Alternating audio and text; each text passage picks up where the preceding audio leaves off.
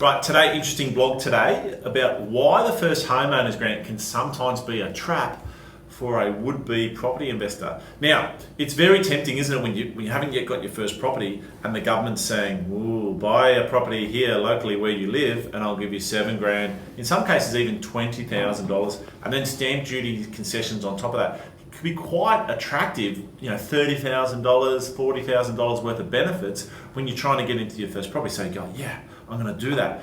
Problem is this: every capital city in Australia is in a different stage of the market cycle, and the market cycle follows a really simple process. You've got a flat period where supply equals demand, then we've got a boom. Most booms last about for 3 to 4 years, and then we have a peak, which is where prices top out, and then we have a little correction where the market's oversupplied. They stop producing more. The oversupply comes out on the market. They have to drop the price to sell it all, and then it goes back to a flat period again. Now, every capital city in Australia is in a different stage of that cycle. So here's the thing: if you're going to use your first homeowners grant, you have to buy that property where you live. So you might go and get into that property, but if you're in the wrong market, you might be sitting there for years before you're able to get another property. Whereas the secret to property investing is to buy where it's booming, house goes up in value, grab the equity, buy again, grab the equity, buy again. When you get that right, you very quickly grow a portfolio, and you hear about these people growing 10 properties in 10 years.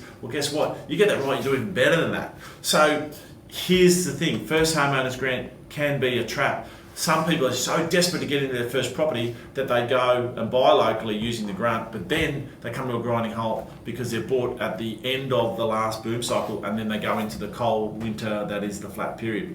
Here's the good news though: you can actually buy an investment property first and then use your first homeowners grant on subsequent purchases later if you buy locally. So you wait for the market to come around to where you live and then buy your property locally using your first homeowners grant, living it for the minimum period of time, and then move out and rent it out again. And we'll talk in another video about why you're better off renting and owning investment properties than living in your own property that you own. That's it for me today. Hope you enjoyed it. Cheers.